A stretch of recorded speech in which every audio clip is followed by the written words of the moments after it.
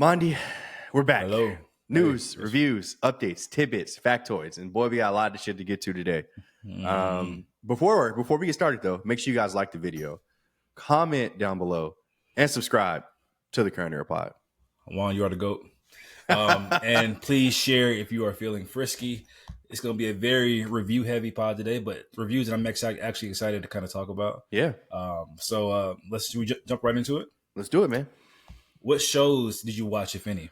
So I have 3 shows to review. I have obviously Daredevil Born Again, and I have 2 other shows that I want to discuss. These shows I probably haven't seen? No, that you haven't, I don't think.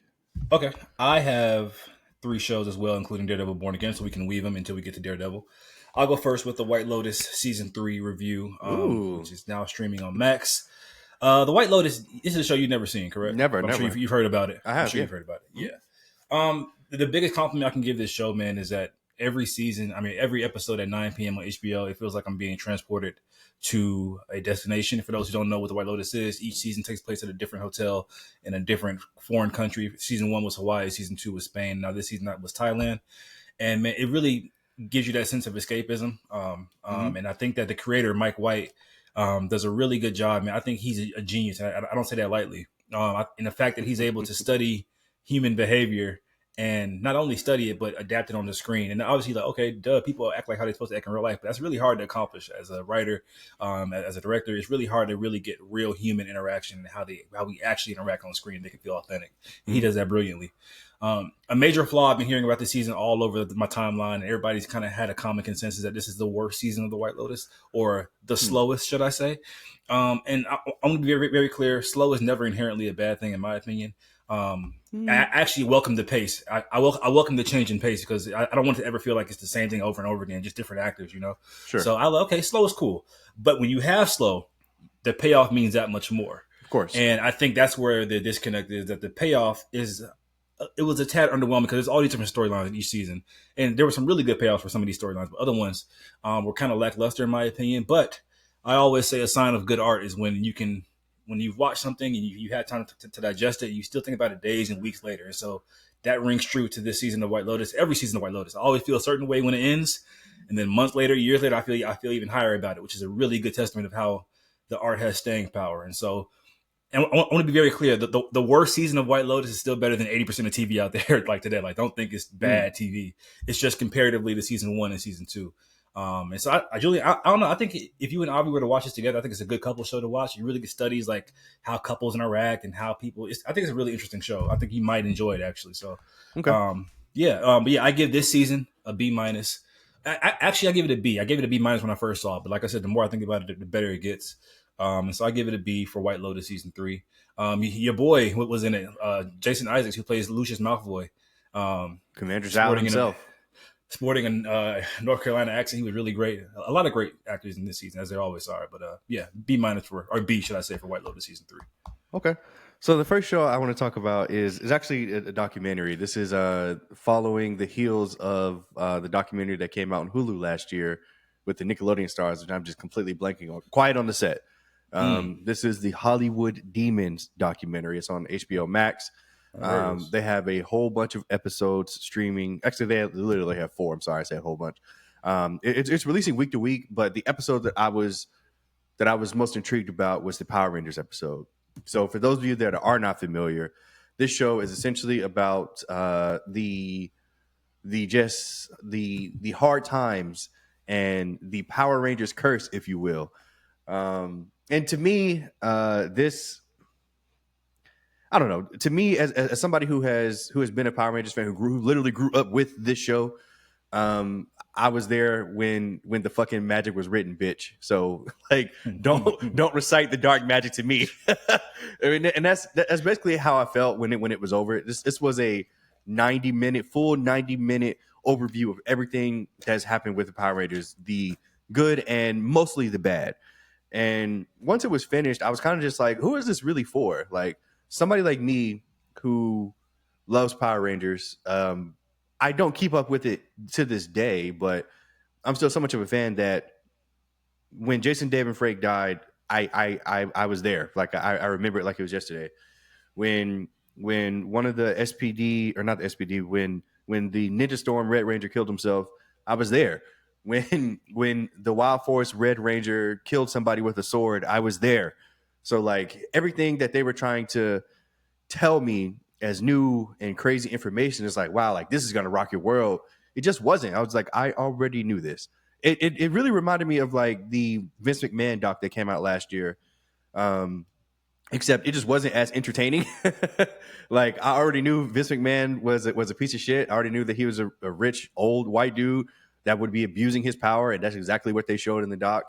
And to me, this was essentially that. Like they were showing, like I bet you guys didn't know that the original Yellow Ranger, she died in a car crash. Like nigga, like how would we have not known that? Like are y'all dead ass? Like yeah, and like to me, that was the biggest problem is that they were trying to present all this stuff as like new and crazy information, as if this information wasn't already out there. So yeah, the Hollywood Demons so far, I mean, there's only 4 episodes, but the Power Rangers episode was really what I was interested in it for.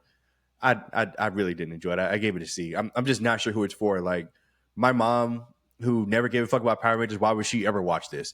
And if you were even a casual Power Rangers fan in the '90s and you fell off, why would you watch this? Like I don't know. I don't know. It just kind of seemed like trauma porn, and like that's kind of like the direction we're going, which is why I mentioned like the quiet on the set thing, and literally the same creators that made this. So yeah, see, I honestly would not recommend this. It's fun if you can see a clip on TikTok, I guess, but you're not going to learn anything new if you already care about these people. So yeah, Hollywood Demons, Power Rangers episode C. I've noticed a trend with you when it comes to documentaries about things that you really are passionate about, whether it be wrestling or Yeah, it's things like unfortunate. that. Like it's like, or even the NBA, like starting five, like Mm-hmm. you don't care because you know everything already. So Yeah, maybe documentaries like that just aren't for you. To maybe maybe they you aren't. should watch documentaries about things that you aren't fully invested in, so you don't You're know right. everything. You know? You're 100% Okay, right. Yeah, okay, I'm just saying. totally agreeing with you, and that's Okay, very okay, unfortunate for me. I just can't yeah. enjoy anything. So yay. Well, next review for me is for Black Mirror season 7, Mm. which is now streaming on Netflix. You never seen Black Mirror either, have you? No, I watched the first episode where he was fucking that pig, and I was like, yeah, y'all have fun. Classic episode. Is So it? Black Mirror is essentially the modern Shakespearean tragedies. Like it's just tragedies done with like technology, like basically more so akin to like Twilight Zone, but modern day, or should I say futuristic. And I've been seeing a steady decline in quality since over the last couple of seasons. Because I think Black Mirror seasons 1 through 5 are like just great TV in my opinion. It's a total anthology. Everything's different. But I've been seeing a decline in overall just quality and storytelling, and I've been seeing people online try to attribute certain reasons as to why that may be. The biggest one I hear is that because it started off only with Britain and the British actors and the small scale, and now it's global and America is kind of taking over. I do have Mm. pushback to that point because some of my favorite episodes in the entire series are American, like the USS Callister, which had a sequel episode this season, which was the first one done, by the way, ever, because it's like an anthology. My favorite was Striking Vipers with Anthony Mackie and Yahya Abdul-Mateen II, a really great episode as well. And last season's Beyond the Sea with Aaron Paul. So I do have pushback. I don't think it's just a UK thing. I've been hearing there's too many A-list actors in it now because like I said, it started off kind of smaller scale. Now we have these big old actors like Issa Rae, Tracy Ellis Ross, and whatnot. That I can see merit in that point. But what do you expect when a show gets so big? I mean, they're gonna input bigger actors, you know. And so I asked Black Mirror fans out there, would you guys rather have a 4 episode season with just all A-list stars, or like a 6 to 8 episode season with like like smaller unknown actors? I think there's pros and cons to both. I honestly do. Anyway, Yeah. in regards to this season, there were 6 episodes. There were definitely 3 standouts in my opinion. I've been seeing it's really cool seeing how everybody likes different episodes for different reasons. My 3 favorite was of course the sequel to the USS Callister with what's her name, Kristen Milioti, Sophia Falcone. I love her as an actress so much. The more I see her, I just really love her as an actress. She's like my top 5 actresses right now. I love her so much. It's the first time Black Mirror did a sequel episode. They also did another sequel, which I'm not going to spoil it. It's kind of a backdoor sequel to an episode that happened previously before as well. I also love this episode called Plaything, which is I feel like more like that old Black Mirror style, smaller scale UK Brits, and another one with Issa Rae, which is getting a lot of hate online, called Hotel Reverie. And I think that episode is really, really interesting because, like White Lotus, it kind of sat with me for a while, and I keep thinking about it more and more. So, like I said, it's a sign that obviously it meant something to me. So, yeah, Mm. you guys drop your favorite episodes in the comments down below. I would love to hear them. But yeah, man, overall, this season I give it a B minus. It's hard to give these kind of shows a grade because it's anthology. I have to kind of Yeah. average out my scores of all the episodes, and so I averaged it out to a B minus. Like I said, I think it's going in the wrong direction, but I can definitely see it course correcting because it's just a matter of having the right storytellers, the right actors, the right all the kind of formulas coming together. So I Okay. still look forward to more Black Mirror. I really love it. I can recommend five to 10 just amazing episodes throughout the entire series that would just change your mind. So yeah, This is a Netflix original too, isn't it? it is. Yep. Yeah. All right. So my next TV show review is for Mondy. I'm sure that you you had to have heard of this somewhat.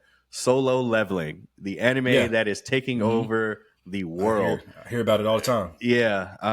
Yeah. So season 2 just ended 2 weeks ago or so, and On yeah, Crunchyroll. yeah, on Crunchyroll. Yep. I decided to binge watch the entirety of it because I haven't seen any of it.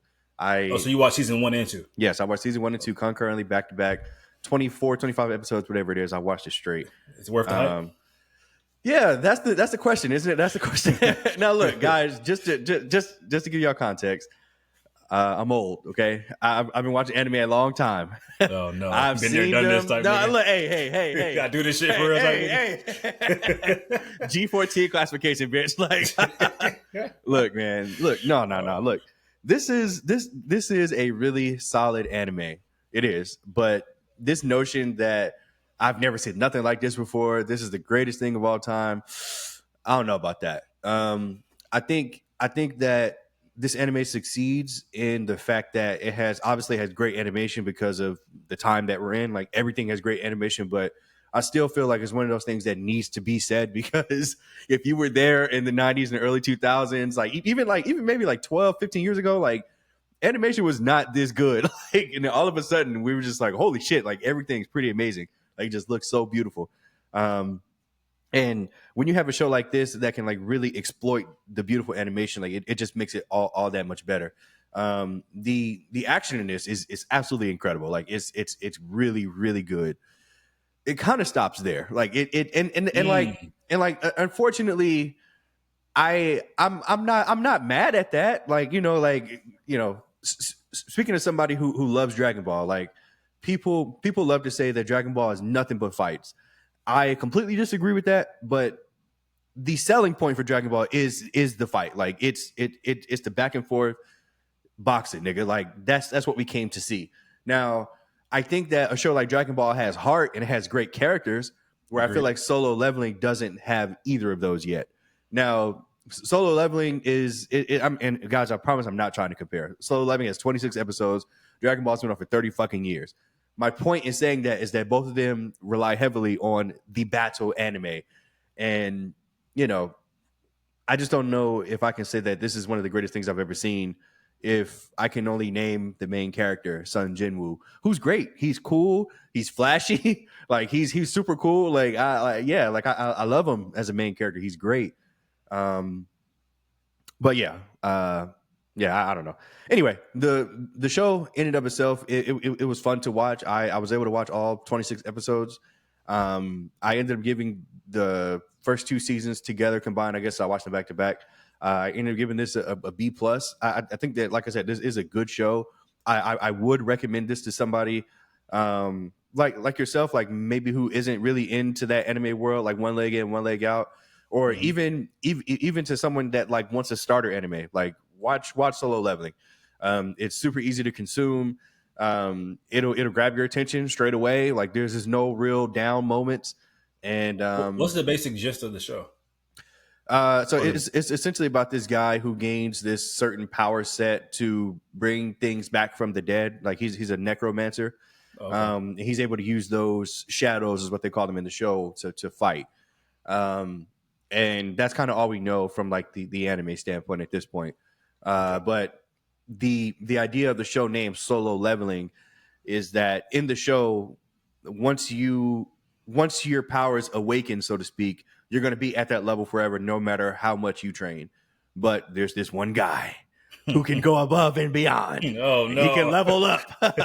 So yeah, like I said, like it's cool. It's fun to watch. I would never shit on this show. This show is good, but the greatest thing I've ever seen, that's nuts. And I've been seeing a lot of people say that this show is just it's so amazing. It's the best thing ever. It kills everything else.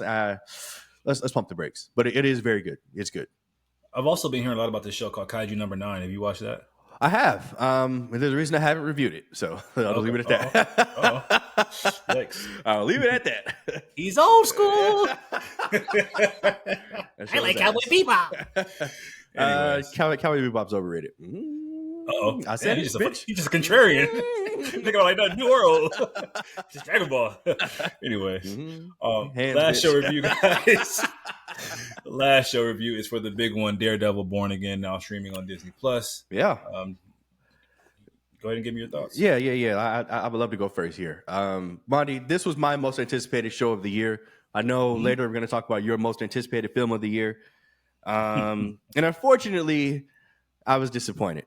Now, I am somebody, again, who I loved the original Netflix Daredevil shows. I watched all 3 seasons multiple times. And when it was canceled, I was heartbroken. Like, I'm like, fuck, like this stuff is so good. I can't believe it. And then 7 years later, it's back. I'm super excited for this. Like, you know, they sprinkle in Charlie Cox and Vincent D'Onofrio's Kingpin and Daredevil in certain things. And I'm like, man, like, I can't wait for this. Like, the anticipation for this show was almost Avengers level, if I'm being real. Like, I'm just like, man, like, I need this. And that may have led to my downfall, unfortunately. As it always does. As it always does. Literally, like, I'm like, always. But look, man, like, I think for me, and guys, I'm not going to spoil anything. And like, I have to say that because one of the big reasons why this show was a little tough for me was because I think the heart of the show got taken away and they just never brought it back. To me, the heart of the show is Matt, Foggy, and Karen together. It's kind of like in Severance. Like, to me, the heart of the show in Severance is the 4 innies working together in the office. And we're not getting that in season 3 based on what happened in season 2. And based on what happened in this season of Daredevil Born Again, we're not getting the heart of the show in Daredevil anymore. And that is just gut wrenching to me because, like I said, like I've watched 3 seasons of this show, and this is a continuation. So I can revert back to the original. And like, man, like I didn't get what I wanted. And unfortunately, I'm just going to be a bitch and pout about it because I love having that dynamic in the show and it just was not there. The multiple rewrites that they had were evident as fuck, especially in like the middle part of the season. I'm just like, what is going on? Like seriously, like who are these niggas? Like who are these niggas, bro? And like, why do I care? Like everybody loves to shit on Cherry. Which is funny. I like Jerry, to be honest. I like as an individual character. I like. I like him too, but he means nothing to me. Like he remind me of you, to be honest. Fuck you, bitch. Fuck you. You guys have. If you were like a lawyer or DA, I can see you acting like that. But go ahead. I'm sorry. You can't do this anymore.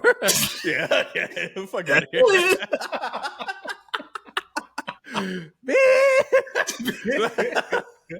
But no, look, like some of the characters that they brought in, like it's if they were literally never in this show, like the show could have continued on, and that's never a good thing to say. Like there's literally never a good thing to say.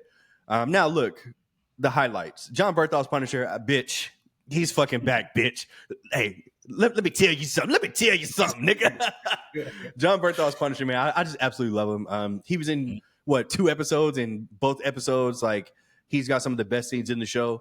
Anytime him and Charlie Cox's Daredevil can interact and have dialogue, it's so meaningful. It's so impactful every time. This is dating back to season 2 of Daredevil when he was first introduced.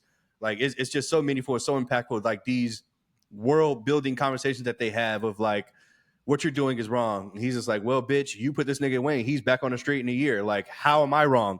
You're wrong. And then Matt be like, you know what? Maybe you're right. Like, maybe you're fucking right. But yeah, like I absolutely love their dynamic. Like I love their dynamic. I wish John Berthal could have been used more. But you know, for the rewrites, I guess they just couldn't fit him in much.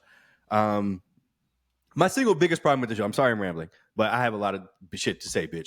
No, But my single biggest problem with the show is that they made Kingpin and Vanessa boring. Boring. Like, bro, like he's the mayor. Like, and we're gonna spend the whole season of Kingpin secretly. He's always been Kingpin, but we're gonna have him go to meetings and go to schools, and he's gonna perform. And like, bro, like I don't care. I don't care. Like, I don't want to see him and Vanessa in therapy. I don't care. That shit was ass, bro. It was so ass. Wow. And yeah, look, ultimately, I was very disappointed. This was not a good season to me. And how dare they end the season of Daredevil saying, I need an army. And he walks into that bar with Josie, Cherry, and 5 fucking cops that we don't know. I mean, everybody's like, okay, he's going to bring back Jessica Jones. He's going to bring back Luke Cage. He's going to bring in, I mean, I thought so too, to be honest. They literally, you know, like I love the Defenders. You know, I love the fucking Defenders. I think it's hilarious that Sony is like, bitch, say Spider-Man's name, bitch, because Spider-Man, where were you, nigga? Lawsuit waiting. Please say his name. Hey, right. Sony was watching that fanatic like, please just do it, say his name. Like it's just like, oh my god, it really though it made me laugh because in the Penguin finale, a literal bomb went off in Gotham City, and Batman was just like, yeah, whatever, you know, I'm in China, whatever, like nigga. But yeah, like ultimately, I didn't really like anything in this season, unfortunately. Like I said, it started in episode 1 where they just took my heart away, and yeah, I feel like I kind of need that to like love the show again, but that's not the direction that we're going, it seems. Who knows? That's still up in the air. And, you know, hopefully season 2 can be better because it looks like once they got the news that season 2 was going to happen, they were like, okay, great. We're not going to wrap up anything. We're just going to slide right into season 2 and continue this thing. So whatever. I give this season a C. Did my anticipation for this ruin it? Perhaps. But they still needed to tell a complete A to Z story, in my opinion. Obviously, you can leave things hanging to go into season 2. But yeah, there are just too many things where like week to week I was watching this and I was just like, Jesus Christ. Like, if my favorite and most intriguing episode was the fucking bank episode where literally nothing happened, that's probably a bad sign. I mean, you shot fucking nerds online. That's a soul stone. That's a soul stone. No, it's not. You fucking loser. The soul stone? Oh, because of the yellow piece of candy, the orange piece of candy. Yeah, they're fucking dorks. Yeah, because this nigga can just pick up the soul stone. Anyway, right. Yeah. Sorry, Money. I'm rambling. Please give me your thoughts on Daredevil Born Again. No, I'm glad we get these 2 different viewpoints. Somebody who's obviously super invested, watched all 3 seasons. I've watched 1 season of Daredevil and The Defenders, which I really love. Oh God! And so this is my which I really love. Yeah. I thought it was a brave choice to not really have much action outside of the first opening sequence. By the way, the opening sequence between Bullseye and Daredevil was amazing in my opinion. The opening fight. Speaking of Bullseye, this is my first kind of foray into this character. And because you never saw season 3. This rendition of the character anyway. Colin Farrell's Bullseye is still good. Right. But this guy's a star, man. I mean, this Bullseye, this Wilson Bethel. Yes, Wilson Bethel. This characterization of the character, man, is amazing. I saw somebody tweet he belonged on the Thunderbolts team, and maybe this character is too insane to be on the team like that. But I see the vision there. Like I want more of him. I'd watch a Bullseye standalone show like this guy. I'm that invested in. I loved him. Every time he was on scene, he stole the. Yeah, it's called Daredevil season 3, bitch. It's there already. Okay, it's literally there. All right, goddamn. Sorry. Anyway, besides the opening scene, the show showed real restraint by not giving Matt or not allowing Matt to suit up until episode 6, which is, in my opinion, Disney Plus. Hold on, though. I was still enjoying the show up until episode 6, though. So that's a good storytelling, in my opinion. My favorite episode in the entire season might be the courtroom episode. It might be a hot take. I don't know with Hector Ayala. I just really enjoyed that episode, man. I love the law thing. I love the back and forth. Rest in peace to that actor, Kamar De Los Reyes. Man, MCU is cursed, man, when it comes to these actors. These POC actors keep on dying on us of cancer, man. I saw real potential in that guy. He had real presence on screen. I would have loved to see his White Tiger play out more. For those who don't know, his niece does become White Tiger in the comics or whatever, so I'm sure they're going to pass down that. But even the end of the episode when the credits are rolling and we just hear that Puerto Rican Coqui frog, like that's just a masterful touch in my opinion, such a way to tribute him. But anyway, back to the show. Episode 6 comes along. Daredevil finally suits up. Okay, that's why I'm really here, right? All the action, all the kind of stuff like that. I enjoyed all that stuff for the most part. Muse, I was, as many fans have stated online, I was looking forward to seeing more of him. I thought he's a really cool villain, really cool motives. And I feel like maybe that's a product of the rewrites. Maybe he just didn't get a chance to get a full season. He does have powers in the comics as well, which weren't explored at all in the show. He's just a regular guy. Speaking of that, a regular nigga who takes kung fu can just beat up Daredevil? Sure. Okay. Monty, I needed an excuse as to why he was beating up Daredevil. Okay, maybe he has powers. No, he's just a regular nigga who took a few classes. Okay. I purposely didn't fucking talk about Muse because I didn't want to get pissed the fuck off. Because what the fuck was that, bitch? This nigga, no, he didn't just beat his ass. He was, what? Like, what? Like, I was just like, get that shit out of here. I'm sorry. Get that out of here. No. Yeah, like he has like literally like heightened speed, heightened strength, and his biggest power in the comics is that he can't be perceived, which is a perfect foil to Daredevil. He cannot be perceived at all. Like you just can't. You can't sense him. You can't perceive him, which I thought which is a perfect foil to somebody like Daredevil who's all about senses. Anyway, they didn't use that. I did enjoy a lot of the MCU cameos that kind of make this world feel like it's part of the MCU now. Swordmaster from Hawkeye. I'm probably the only one that shouted when he was on the screen. Yeah, you were. I shouted when Kamala Khan's dad was up there. I was like, he's back. Kamala Khan's dad, yeah, of course. Kamala Khan's dad. They mentioned, we got guys in spider suits running around. How dare you even mention him? Yeah. Like, if you're not going to show Spider-Man, don't you fucking dare even mention him. And of course, John Bernthal's Punisher is the big scene stealer as well. Like, I could just watch him and Matt argue philosophies and that kind of stuff all day. So yeah, I loved, and also I loved how the show basically said "F you" to all these. You know, for those who don't know, in the real world, a lot of cops and people who like White Lives Matter, they all have these Punisher stickers on their cars, and they love the Punisher. Mm-hmm. And the show basically said, "Fuck y'all niggas," like because that was like a direct when Punisher was like, "Y'all niggas think that I like y'all think that I care about like what y'all have going on? Like, no, this is you guys are losers." That's like a direct F you to everybody who's out there trying to wave around that Punisher logo. Anyway, I enjoyed all that kind of stuff. Now, my biggest issue with the show, well, before I get into that, I think it's really cool as well how the show is basically a Daredevil and Kingpin show. It's not just a Daredevil show. Mm-hmm. They kind of get split screen time damn near, and they get split arc, the same arc. Basically, them trying to deny who they really are, and by the end, they're fully embracing it. Mm-hmm. I enjoyed that aspect of the show for what it was. My biggest issue with the show is what you touched on. You hit it right on the head.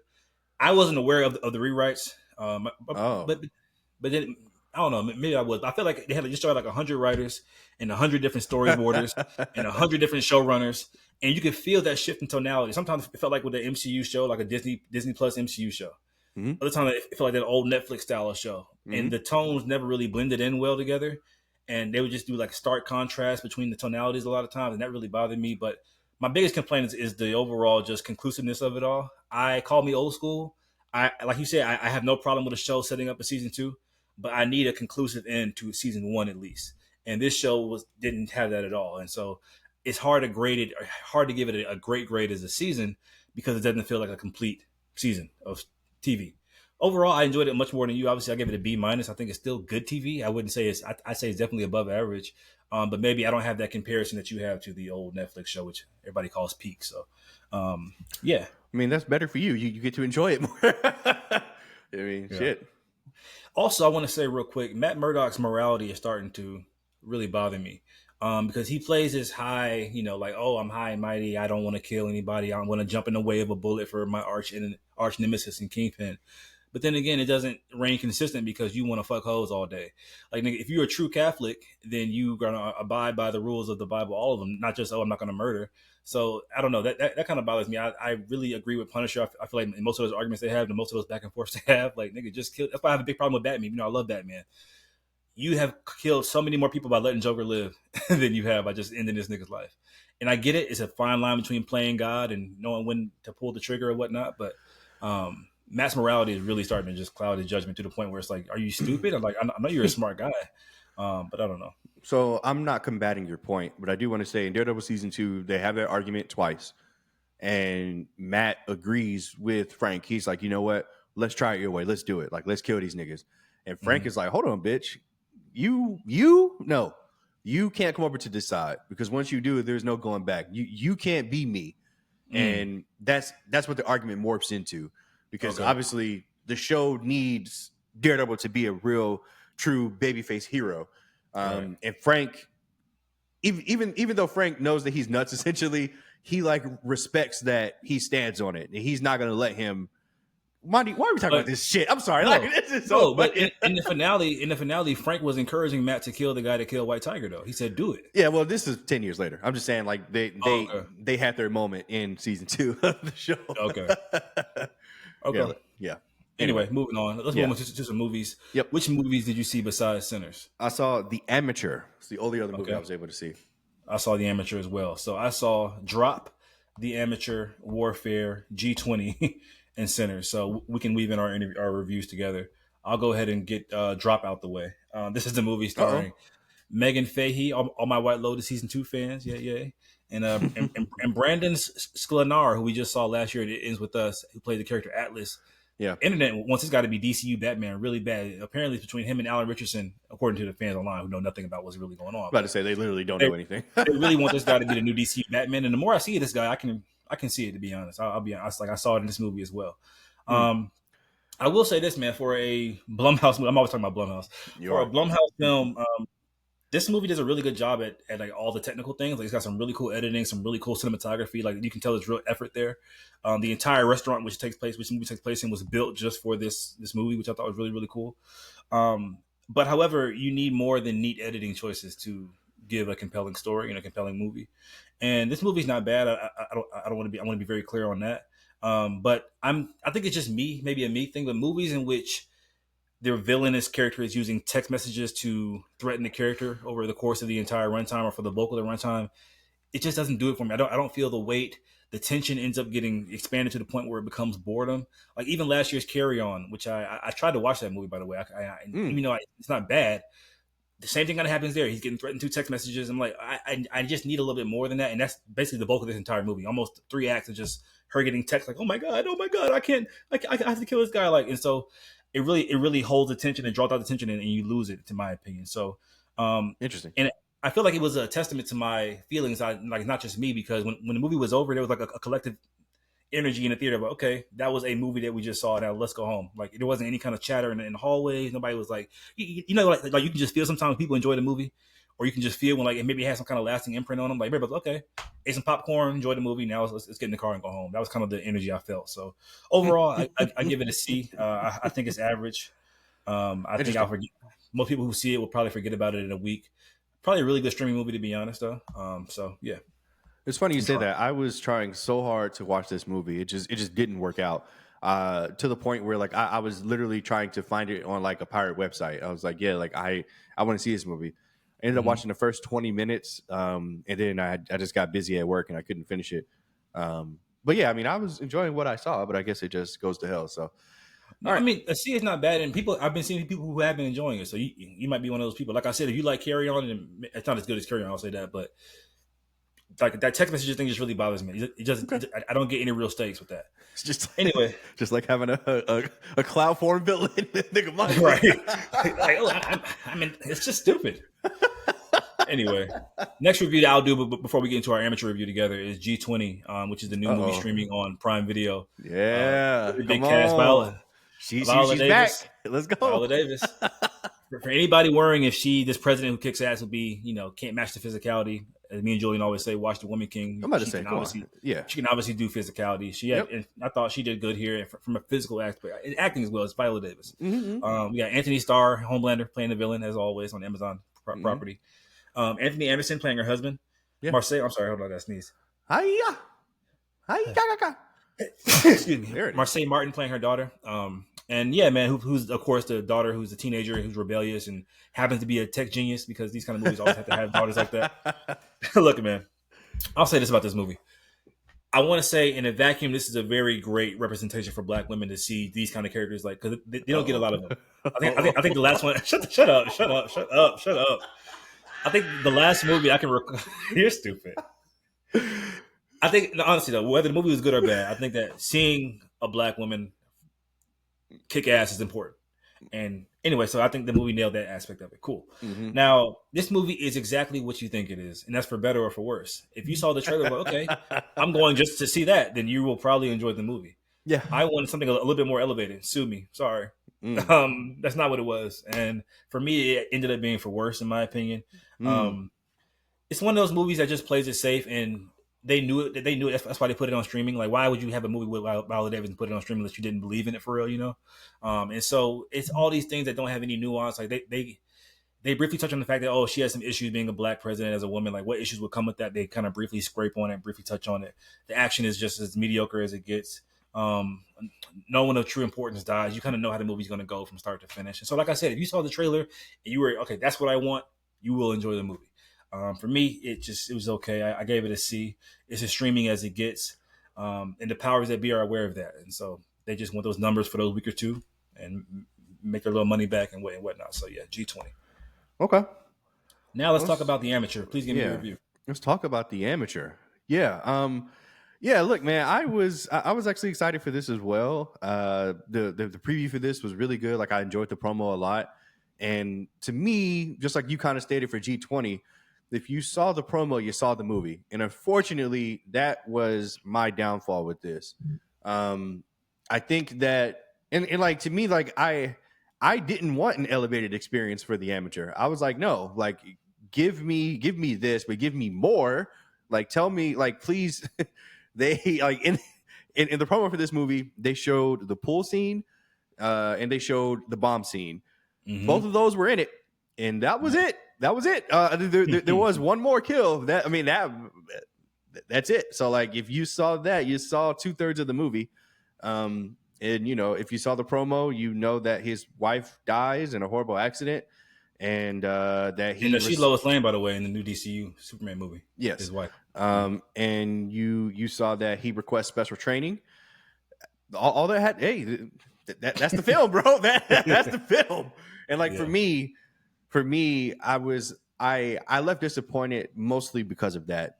There was another thing that really bothered me in the film, and so like this is a spy espionage type film, and anything can happen in these movies, right? Like there's always that like, okay, like there was a body switch, or there was this, or there was that. Like we've seen it a million times with these type of spy movies. So when they decide to not show his wife die, I was like, oh, okay. Okay. Yeah, I was like, okay, like we're going somewhere with this.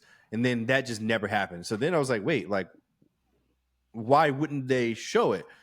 And then I was like, okay, like they just didn't want to show a woman being murdered. Like they just didn't want to show it. But like there's so many ways that you can show a finality of a death. Like to me, it seemed like they purposefully left us hanging so we could maybe assume or get excited or maybe have a happy ending, or the case may be, and it just literally didn't go anywhere. So yeah, I mean, those are my two biggest problems with this movie. I mean, if you saw the promo, you saw the movie. There's really nothing extra here. Rami Malek is really good in this. Like he's doing his thing, but yeah, there was just no shock factor. There was no wow. Like it was. I mean, I couldn't wait for this to be over. To be honest with you, like I was just like, damn. Like I should have went to see Drop or Warfare. Like I should have, because I wasted 2 hours of my life watching this movie, and that's how I felt. I gave this a C. I was very disappointed walking out the theater. Okay, I enjoyed it more than you. I'll say that. So, like you said, it stars Rami Malek.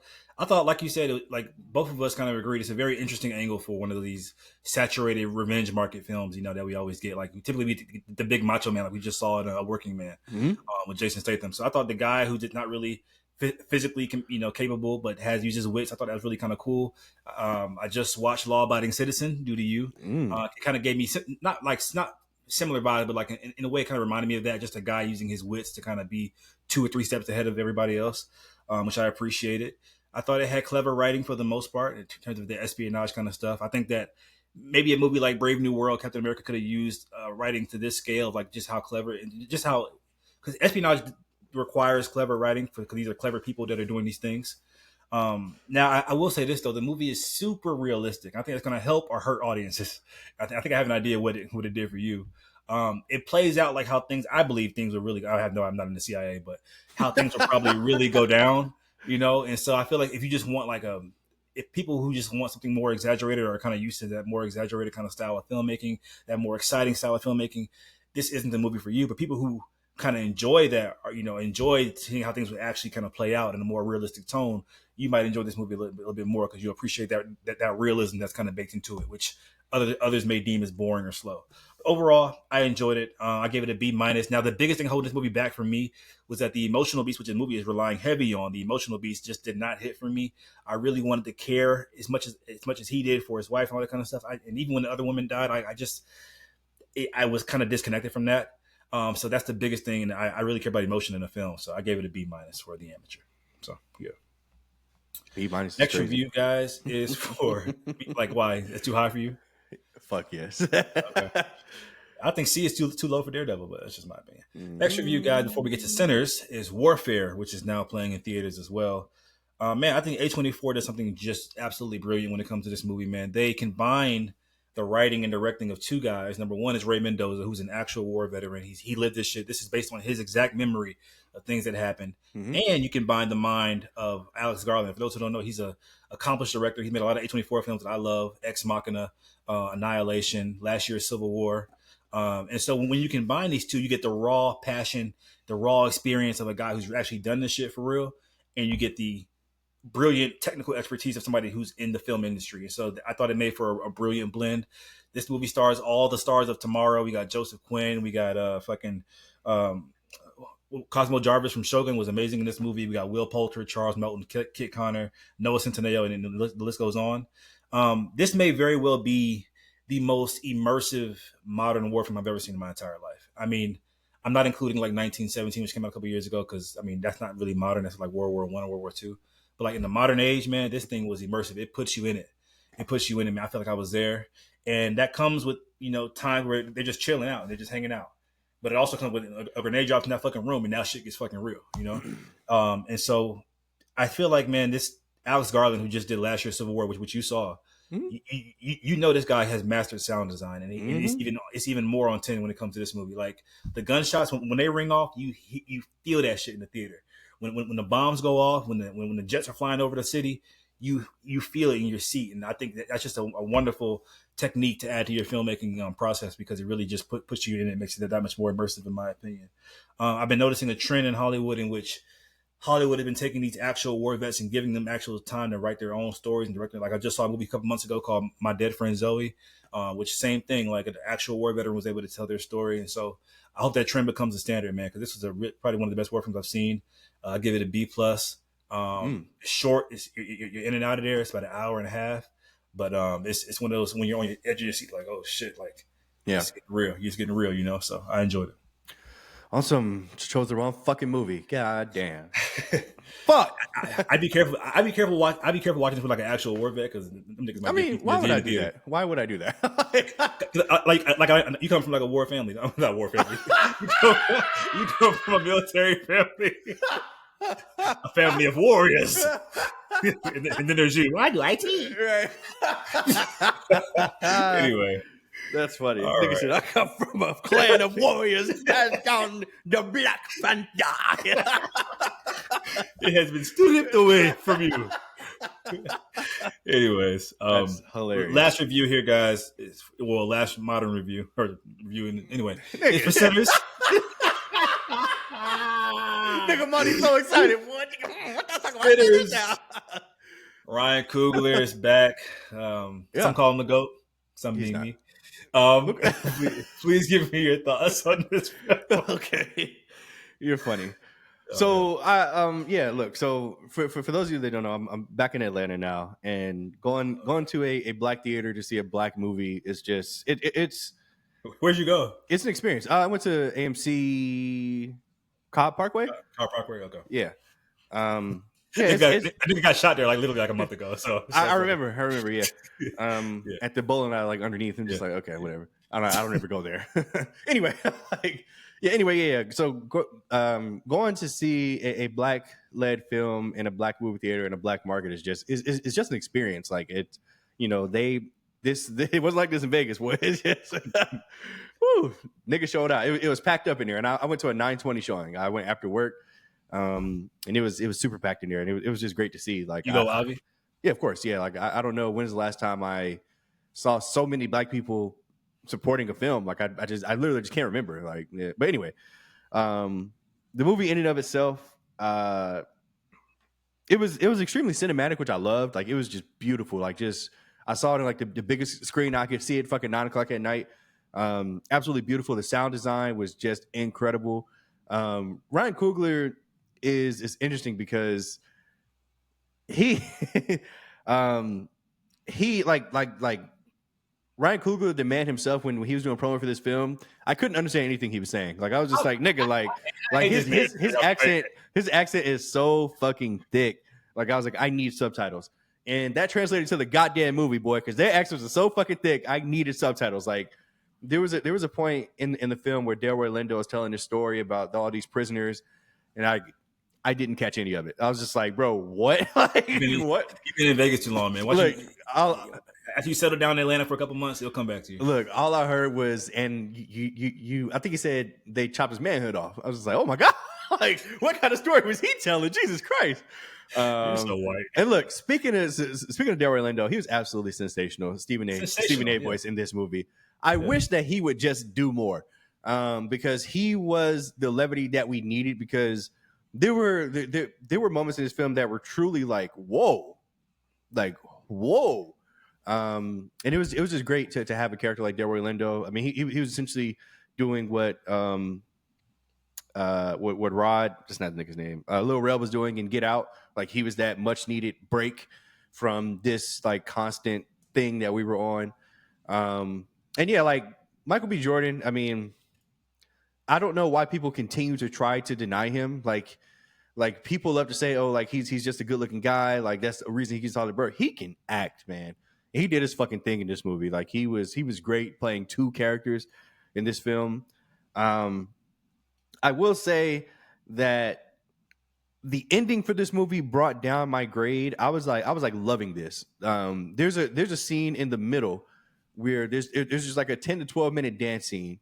And I was just like, man, like this is why I go to the movies. Like, I loved it. I love this. I love this. I love this. I love this. But there were a few things that bothered me. One, what the fuck were those Asian people doing in 1930s Mississippi? Like, what the fuck? That's actually true. There was a population of Asians, Chinese people in particular, Chinese migrants in the Mississippi area, in the Delta area at that time. Shut the fuck up, bitch! You fucking nerd. I didn't ask you, bitch. Actually, if you issue 47, shut the fuck up, bitch. This nigga really just tried it. Oh my God. All right. Anyway, like I said, I had a problem with it, bitch. I was like, what the fuck were y'all doing here? Nigga said, if you know your history. you are so like ignorant. It's annoying. Go ahead. Number two was the ending. Even though I think from a story standpoint, it made sense to have the ending. I just don't know if the ending necessarily fit. And I think Ryan Coogler kind of doubled down on that by having the mid-credit scene, because the mid-credit scene was like a much better ending. Like, I was like, holy shit, like, all right, like, okay, I'm here for this ending. That was the real ending of the movie, in my opinion. To me, yeah. Right. Yeah. Right. But that wasn't the ending that was shown on screen, because it was a mid-credit scene. Anyway, yeah, man, like, I wanted to love this movie, but I just really didn't. I didn't love it. I loved things about it, but I didn't love this. Like, I think that it's like just on the edge of, like, I need to tell everybody I know to see this movie. Like, I'm texting every group chat I have. We need to go see Sinners. Like, it wasn't that for me, but I still really enjoyed this, and I'm giving it a B+. I mean, the actors involved, Haley Steinfeld, she was like hilarious in this movie, and like I don't know if she had a single scene that was meant to be comedic, but like just her like little Southern twang and like, boy, get the fuck out my face. Like, I was just like, what? like Haley Steinfeld, like, oh God, like it was just hilarious. The way the way that the vampires are treated in this movie was 90% respect and 10% silliness, which I can handle. It's about time, bitch. It's about time. All right, and look, all right. I'm rambling. This is the last No, thing go I'll say ahead. about it. This is the last thing I'll say about it. And I'll let you have your turn because I know you're excited. Look, I can't stand in movies where there is a scene where we see who's alive. We're like, all right, cool. Like there's 1, 2, 3, 4, 5, 6. 1, 2, 3, 4, 5, 6, and then there's 20 of them. Yeah. Then all of a sudden, when those two scenes intersect, and like there's all these other niggas dying, and then the 6 is just like, oh, watch out, yeah, yeah. Like, who are these other niggas that just popped up out of nowhere that are just dying? Like, who? Like, what just happened here? But okay, maybe I was the only one that cared about that because, like, because I'm just like, seriously, like, who are these niggas? Like where did they just come from? It was 6 niggas in that warehouse, but 20 Yes. niggas died. Yeah, like what? Like these vampires are going in so many directions. I'm just like, they're right there. Like, what are y'all doing? They're like, no, there's a nigga up there, nigga over there, nigga hiding in the bathroom. Like, oh, okay, Oh I my guess. God. Whatever. Yeah. Anyway, B plus. This is a really good movie. I really enjoyed it. Michael B. Jordan, Delroy Lindo, Haley Steinfeld. Everybody involved was just great when they were on the screen. I mean, the music, the sound, the sentiment, man, it was just it was great. I wish I loved it. I wish I did, but I just thought that it was really good. Monty, please tell us. We gonna kill every last single one of you. All right, so Wednesday night, the night before I saw this movie, felt like Christmas Eve. I couldn't Oh my sleep. god! I couldn't sleep.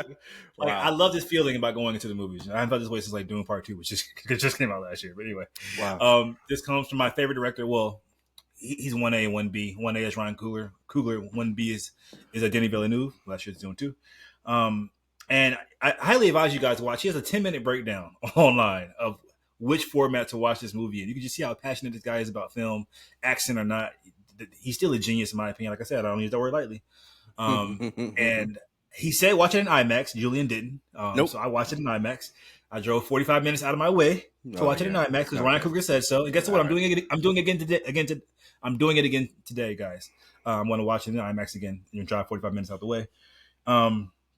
Like you said, the cast is incredible. Michael B. Jordan, I agree. What? Regal Art Place Mall has IMAX. Well, but I have AMC though. Nigga, what? You no, go ahead, Monty. Go ahead. You're ridiculous. So you're gonna AMC. So the cast was amazing. We have, as you said, Michael B. Jordan. I hated this narrative y'all tried to paint. Oh, he's just like you said, a good-looking guy. Mm-hmm. This guy, I think, delivers a career best performance, and I think he just absolutely steals the scene. I mean, he's a great lead here. Haley Steinfeld, obviously good. Delroy Lindo is a living legend. I put him on Denzel level. I genuinely do in terms of acting. We got Jack O'Connell as the villain, was amazing as well. Now we have 2 newcomers for me anyway. One of them is Jamie Lawson, who plays the.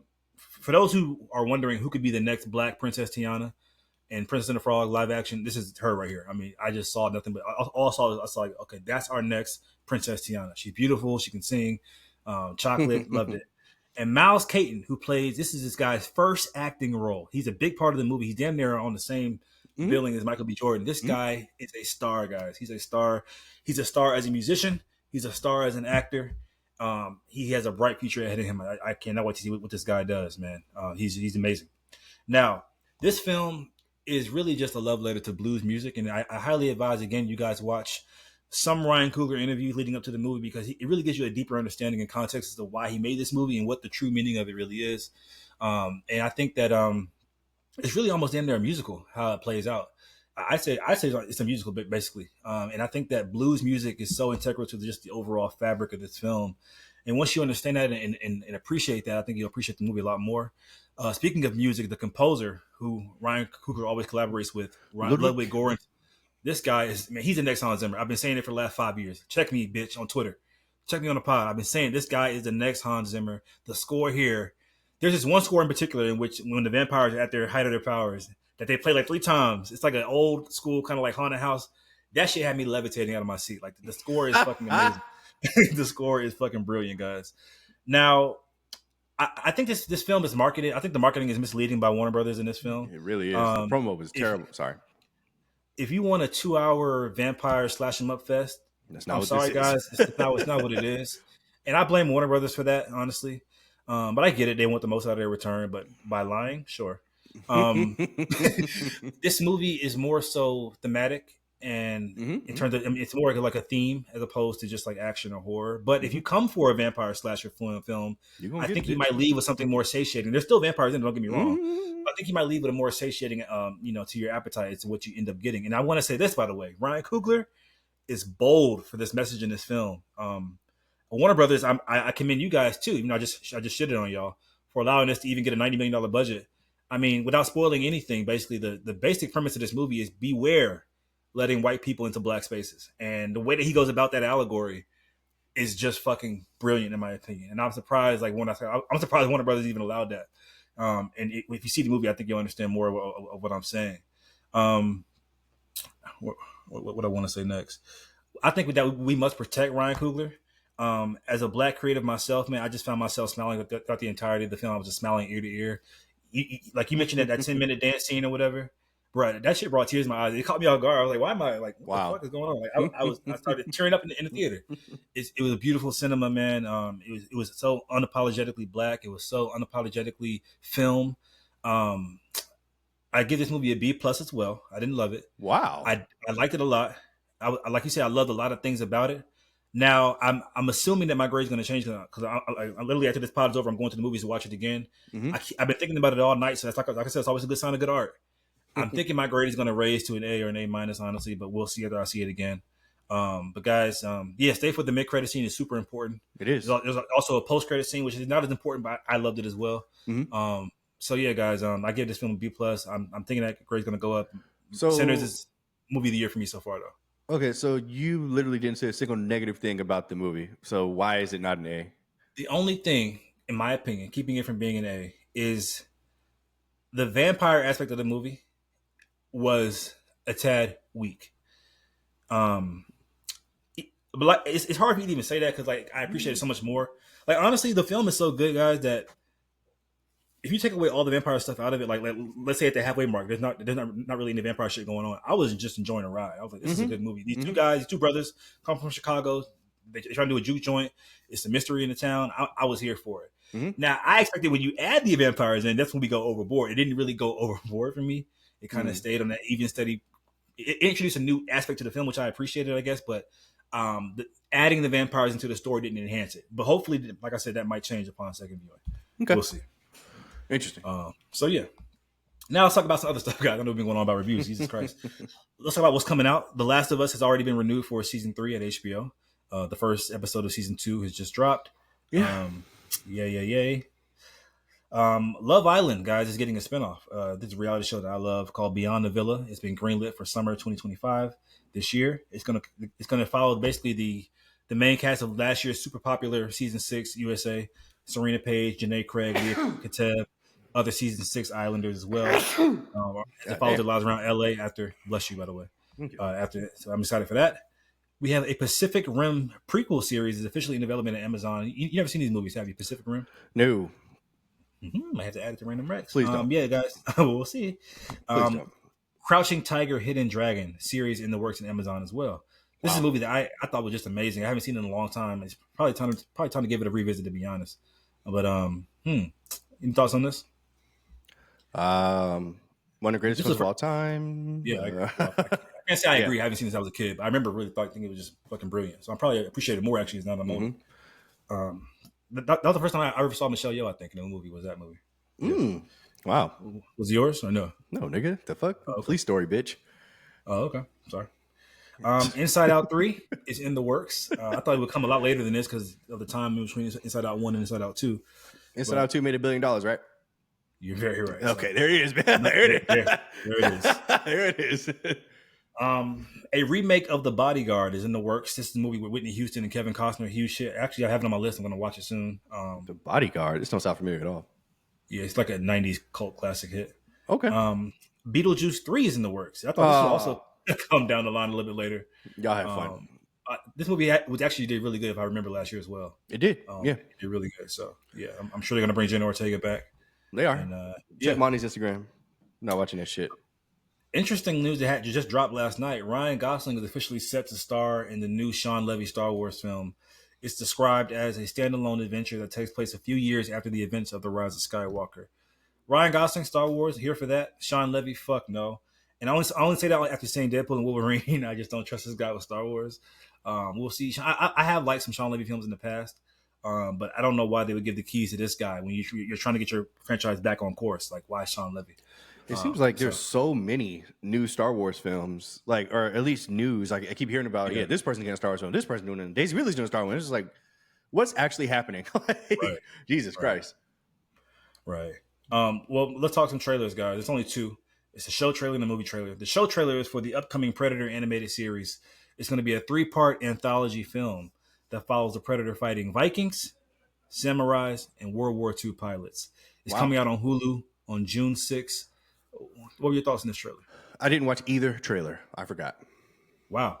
I'll be honest, guys. This trailer, I don't say this lightly, it kind of blew me away. And I was not expecting to be blown away by a Predator anthology animated series. I'm like, okay, sure. But it's from the same director as Prey. So this guy obviously has some investment in it. But man, this trailer, the animation, the storytelling, it looked fucking brilliant. I was like, oh my God, this is going to be amazing. And I like I said, that's a total reaction I thought was not going to happen. And so, Julia, please give me your thoughts. Just text me whenever you see it. Like, just let me know offline. This is going to be on Hulu? Hulu. Okay. I was so impressed by this trailer, man. Honestly, I kind of want it selfishly to be live action because, like, Samurai live, we kind of got that in Predators. But I want to see the Vikings live action, World War II pilot. That sounds so cool to me. So, yeah, we'll see. And last trailer, guys, is for Gareth Edwards, the guy who did director of The Raid. He has a new movie called Havoc out. It's going to be a fast-paced action thriller starring Tom Hardy, coming to Netflix April 25th. The Raid is always referenced like one of the best modern action films of all time. I haven't seen The Raid, so you haven't seen it? Okay. So have you seen part 2? And like it's like 2 and 3, right? Of The Raid. I've only seen part 1. Okay. Like, I hear about this iconic hallway fight that's like spawned so many inspiration, even Daredevil, or whatever. But Don't worry, Mondy. I'm gonna take care of you. I might just watch it first so you can anyway, but the trailer to this, honestly, it looked cool. The action looked cool, but I don't know. I just wasn't sold, so we'll see. When you went for your Sinners viewing, you didn't see the trailer for Jordan Peele's new produced movie with Marlon Wayans? Yeah, I couldn't find it online. Yeah, that football movie. Yeah. Mm-hmm. I mean, sure. Yeah. What you thought? I mean, I don't know the title, so I think it's called Him. You're right. It is called Him. Yeah. So I was okay. So after watching it, I was a little confused because I thought that this was going to be Jordan Peele's next film that he was directing, and that's not the case. No. He's literally just a producer on the film, so he's probably has literally nothing to do with it. It's directed and written by somebody completely else, but it does star Marlon Wayans. And basically everything else we heard about it is true. Essentially, it's this kid going through the ups of coming through professional football, meeting an old guy that used to play the game, and what's he willing to do to have success. The trailer kind of gave me what's that movie with Channing Tatum that came out? Zoe Kravitz directed last year. Blink Twice. It kind of gave me Blink Twice vibes, and not in a good way. So hopefully this is just like a complete misdirect. And the movie's actually has some type of substance and it's better than that. But yeah, honestly, I didn't love this. I was kind of just like, oh, like, okay, this is what I thought it was going to be. But yeah, I mean, what did you think when you saw it? Same as you, to be honest. I'm always happy to see Marlon Wayans expand his palette. I think he's a very capable He's a great actor. He's a great actor. Yeah. So I'm excited about that portion more than anything, which is not a good sign. Because the trailer tried to give us a lot. Yeah. But yeah. Okay. Last segment before we get into our random recommendation reviews, guys, is the Academy, the Oscars Academy, has officially announced that they have a new category of the Oscars starting in 2027 called Best Stunt Design. This is actually a big deal. You guys might not think it is, but they've been campaigning for this for years. People have risked their lives, literally 30 years, man. So I'm pretty sure Tom Cruise would have racked up a lot. I'm pretty sure Jackie Chan would have racked up a lot by now. But yeah, this is actually big for the stunt community. So it's finally coming. And look, if there's an actual award for it now, that means people are going to try to win it. So they're going to try to outdo each other. There's going to be competition created, which means we'll die. Wow, Jesus Christ! There's just going to be more competition. So yeah, I love that. Let's do it. He's trying to say. People will die. You have 4 hours, Batman. Nigga just took over the airwaves. Niggas all trying to poison the fucking water supply. Nigga, just don't drink the fucking water. That's the easiest way to get them all, Batman. But nigga, like, why tell the public that you're poisoning the water? Anyway, because it's too late. You've been drinking water all day. I know you have. It takes 8 hours to kick in. Anyway, I know you washed your hands already, bitch. It's too late for you. For those who don't know, we started a new segment this year, guys, called Random Recommendations, where every month I pitch him 2 movies he hasn't seen or hasn't seen in a long time. Likewise to me. Pause, nigga. And for March, the movies I told Julien to watch were Parasite by Bong Joon-ho and Scott Pilgrim vs. the World by Edgar Wright. And the movies he told me to watch were The Thing and Saw. So let's sneak it around as we always do. I want to give my review for Saw first. Question for you, sir. When's the last time you saw this movie? And I'm being genuine with that. In its entirety? Last year. Okay, so you've seen it quite recently. Mm-hmm. For I saw the director's cut, so I don't know how different that is from the regular. Why would you do that? Because I saw it on. That's the only version I saw. I've literally never seen the director's cut, so bitch, I don't know what you're about to tell me. And first of all, this is your fault again, bitch. How's it my fault? How's it my fault? I didn't tell you to watch the director's fucking cut. I couldn't find any other version. It was on Amazon Prime. I bought it. Anyway, okay. I'll go online. I'll go online and look up the differences, I guess. Anyway, this comes from a young James Wan at only 27 years old, guys. Mm-hmm. James Wan. I was like, James Wan? I know that name. Aquaman, course, bitch. I think it said Aquaman first. And all the classes 1 and 2. He's crazy. The Conjuring, of course. He did Even Furious 7, which is my second favorite Fast and Furious movie. No, third. It's been a long day. And written by Lee Winnell, who's also a big name that I recognize. He just did Wolfman this year. He's now become our director. He did the Invisible Man, which is a great horror movie as well. And he did a movie called Upgrade, which is also really, really good. So I was like, okay, I know these guys. So I get to see their first work when they were young, their first time into the industry. I thought it was really, really cool.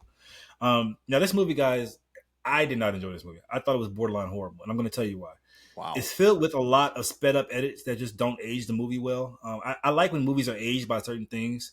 But sometimes the movie can age badly because of certain things. I think it's a very product of its time. It's got all these sped up cuts. It really kind of dates the movie. And for me, the biggest thing though was nothing in this movie really excelled to me. In terms of the acting, the mystery aspect, that wasn't really, that all that good. The plot, even the gore, which I'm okay. Saw movie is known for gore. I'm expecting some kind of crazy. It's not really what the main intentionality of this film was. Like I said, so if you're gonna rely on those other things, they better be good at least. And to me, that they just weren't. And the fact that this is considered one of the better ones really concerns me. I'm like, it gets worse than this. And so I ended up giving this film, I'll be like a C- or a C-. I didn't see the appeal. This does not make me want to watch any of the other Saw films. But wow. Do you have any thoughts on that? Because obviously you love the film. Well, I've never seen the director's cut, so I don't know what you saw. I literally I'm sure it can't be that much different than the regular one. Yeah, it can. First of all, guys, for anybody that knows anything about movies, director's cuts can be vastly different. Vastly different. They can be. Think of what we saw in the Justice League film versus the Snyder cut that we got on HBO Max. Those are two vastly different films. So I have no idea what you watched. We saw two completely different movies. So I'm sorry that you watched whatever you watched. I'm gonna go online and look up the differences because I'm gonna go online because I hope it wasn't something crazy different. But. Yeah, I'm hesitant to say anything about what I saw because I don't know what you saw, bro. Seriously, I don't know what you saw. But to be fair, I searched because I have a smart TV, so I searched up all the options that it had, and they all had director's cut. And I bought it on Amazon. I was like, okay, fuck it, let's just see. So okay. All right. Scott Pilgrim versus the World. So this is a movie that came out in I think 2009, I believe. Michael Cera at the height of his power, the absolute height. This was the best it was ever going to get for this guy. Even better. And bitch, I see fucking why. Holy shit. Oh, maybe you know what? Maybe 2009 Julien saw this trailer and was like, "What the fuck is this? Why would I watch this?" In 2009 Julien was fucking right because there's a reason I never watched this movie. And Mondy, I'm not sorry. I was gonna say I'm sorry to say, but I'm not sorry to say. I cut this movie off. This movie was horrible. This was horrible. I cut this movie off an hour and 10 minutes into an hour and 35-minute runtime. That's how much I was not enjoying this. This So, movie was absolutely garbage. This was one of the worst things I've ever seen. are you This is serious? down there with Sorry to Bother You, of just like absolutely Another horrible. great movie, by the way. Now look, Weird is not bad. I want to make that very clear. Weird is not bad, but Weird is still fucking weird. And what the fuck was this? Maybe if I was high out of my mind, I would have been like, okay, you know, great, cool. But like, this was just utterly ridiculous. Like, you know what's crazy? It feels like they tried to make a parody of a film called Kung Fu. Is it Kung Fu Shaolin Soccer? Sorry, which is just like it's a. Have you ever seen Shaolin Soccer? By the way, good bitch. Yeah, sorry for you, but you're about to watch it now. So like Shaolin Soccer is essentially this, but done just way better. Like it's just like a whole bunch of insane events with action, and it's just like there's so many times you're just like, what's happening? Like actually, like what is happening? It's in the super story? simple.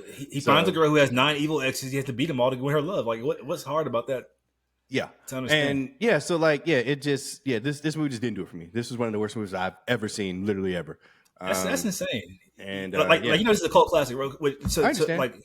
Did you notice some guys? I'm sure you recognize Chris. Chris Evans, Brie Larson. I recognize literally the entire cast, and I was just like, okay, why did you do this? Brandon Routh. Yep. I was like, why did you agree to do this? Wow. That's a crazy review. I'm not gonna lie. I've never seen anybody who likes movies and comics who doesn't like this film. It's just like made for us, I feel like. Okay. Okay. Next film, guys, that I reviewed is for The Thing. This is the movie Julian told me to watch. This comes from legendary horror director and composer, by the way. Most people don't know that. John Carpenter. Mm-hmm. Starring Kurt Russell, who is probably sporting the best hair and beard combo I've ever seen in a film. I'm like, this nigga's hair majestic. Majestic, nigga. That's the only word that came to mind. Like, this nigga's hair is fucking amazing. Oh but anyway, back to the film. This film has one of my favorite posters I've ever seen in my entire life for a movie. I'm like, this poster is fucking brilliant. Mm-hmm. And it was so good. I had to do some research on that poster. It's from the same guy who did Back to the Future, which is another amazing poster. It's hand painted. But yeah, just an amazing poster. So as the film opens up, there's a helicopter and they're chasing this dog and they're shooting at this dog. I'm like, why are they shooting this poor little puppy? And then about 30 minutes into the movie, I'm like, okay, kill this motherfucking dog by every means necessary. Kill it and bomb this fucking dog, nigga. Yeah. This shit turns up. I'm not gonna lie, man. It turned up really, really quickly. Yeah. It's essentially like an amplified version of like a whodunit, where the murderer is just always shifting in shape. You know, could be anybody, which I found very interesting. It really gave me Alien vibes by Ridley Scott, which came out 3 years prior. So, The Thing. Are you any inspiration there? I wonder. But it gave me a lot of Alien vibes, to be honest. And the effect work was just for this time period was just fantastic. It all practical, by the way. Yeah, I could tell. It was amazing, man. I was like, this is really, really. I'm surprised that the 2 black guys and young Keith David, including one of them, made it that far to the end. I'm like, oh shit, okay. in the 80s movie or 70s, 80s, right? 80s, 81, I believe. 80, okay, almost 70s. I just saw a video recently of Kurt Russell and Keith David like reuniting after this film. I thought that was really, really cool. Overall, man, this is a really, really good movie, really solid, man. I give it a B. The Thing, man, I see why it's considered a classic. I kind of wish I would have saw it in this time. But I can see why it's considered one of the best horror films, man. It was really, bro. This movie blew me away. Like, first of all, I saw this movie maybe 5 or 6 years ago. This is one of those movies that my mom always talked about. My mom loved classic horror. She's the one that got me into Halloween. She's the one that got me into Nightmare. Like, she got me on all that classic horror shit because she grew up with it, obviously. So like she was telling me for the longest to watch the thing. And I finally watched it. And I was just like, "What is this? Like, how have I not seen this? Like that scene when that dude's laying on that table gurney and that shit explodes out. Woo! My God, bro, that's just iconic to me. Like, I love it. Yeah, I love the isolation, and it's also shot very well. I mean, I don't know. Most people don't really care about that kind of stuff, like the colors, the blues and reds. I really love that. And also, Ryan Coogler actually stated The Thing is one of his inspirations for Sinners. Actually, believe it. Oh wow! So yeah. And one of the things I really loved about this is the ambiguity of the ending. It's just like, what's actually happening here? Bro, I went online like, who? Who is that nigga? Like, who is the thing? Nigga? Is it you or you? Yeah, right. Yeah. Welcome to the rabbit hole, bitch. It's time to go down the rabbit hole. Yeah, And, I love that movie, man. I loved it. yeah. So yeah, it was really good, man. Parasite. Yeah. Parasite. Key, that's not his name. Jing Bong Ho. Jesus Bong Christ. Joon Ho, you racist bitch. I was trying so hard. You could just not said anything. Ping pong, be long. Like you didn't have to say anything, nigga. You're done, bitch. You're done. No, you're done. You're done. You're done. You trying to cancel me? Nigga. All I'm right, trying to cancel you. all right. Look, okay, so I will admit that, and I think I've said this. This is my probably my third time saying this. I should have watched the trailer first, because and look, let me tell you why. Let me tell you why. Because there's an anime called Parasite, and that I have seen. So I was like, okay, clearly this is. I thought that it was of the same ilk. I was like, all right, cool. Are you like serious? literally, I thought I was like, all right, cool. Oh, okay. About 30 minutes into the movie, I realized this is not that, and I was starting to get worried. I was like, oh no, this is something else entirely. But I actually still really enjoyed this for what it was. It's just that my expectations were just like otherworldly because of what I saw. Yeah, like I was waiting. I was like, okay, the rich family, they're clearly aliens. Clearly they're aliens. When are they going to come out, bitch? And they didn't. This is my fault. This is my fault. I should have just watched the fucking trailer. But look, no, bro. I mean, I'm not encouraging you to watch trailers. I mean, it's fun going into stuff blind, but just don't assume. It's not. Because like, hold on, let me just go back. What happened? Yeah, like Your Name. I should have watched the trailer for that. Scott Pilgrim versus. If I'd watched the trailer for that, nigga, oh my god, I could have saved myself an hour and a half. No, you have to watch the movie, nigga. Anyway. But yeah, anyway, look, I still really enjoyed this. There's a scene in the movie where the main family, like their house is flooding, and the girl, she's like sitting on a toilet, like smoking a cigarette, like throughout the chaos. It's just like this is hilarious. Like I absolutely love that scene. But yeah, like overall, I still actually really enjoyed this. I ended up giving it a B. Like I think that it was an interesting commentary on classism. How like on how like rich people view literally the same scenario that a poor family has to view it in. And yeah, like it was really well done. I'm glad that I watched it subbed. I think even the director of the film was like, if you can get past, that subtitle thing, you can actually enjoy the film, because this film won all the awards in the year it came out. So cool. Glad I finally watched it. I think it won Best Picture at the Oscar, which is crazy for South Korean. Okay, yeah. It did, yeah. I'm glad I finally watched it. I had always intended to see this movie, I just never did. And yeah, this is probably one of the best recommendations, I think.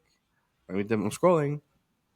Yeah, this is one of the best recommendations so far. So, aside from Your Name, both anime. I'm just playing they're not anime. But fucking racist. Strike two, bitch. All right, strike two, bitch. Yeah, I enjoyed it. It was a good movie. I'm glad I watched it. Was the father's crash out justified to you? I don't know about justified, but I saw his point of view. Like I understood the scene. Yeah. Justified killing somebody. But yeah, like I understood the scene, sure, and I'll leave it at that. Yeah. Last thing I want to say, a strong imagery and that thing that always kind of stands out to me is like, it's not really a horror film, but that scene when the little boy is walking to the downstairs party, he just sees that head pop out. He sees the head. That shit got me, bro. I don't know. It's just very strong imagery, and I think I've watched it 2 times now. Every time I watch it, I pick up more and more things. One of those movies that when you watch over and over again, you can kind of gain more things, and you kind of gain more appreciation for it. Yeah. But yeah, I think it's just a really, really well done film, man. Yeah, I agree. Thank you for recommending. I'm really glad I got to watch that. Welcome. Guys, make sure you like the video, comment down below, and subscribe to the Current Nerd Pod. Yes. Let us know what you thought about Sinners. Let us know what you thought about Black Mirror and Daredevil Born Again. Yep. Mondy, you're the best, man. Thank you. Thank you, man.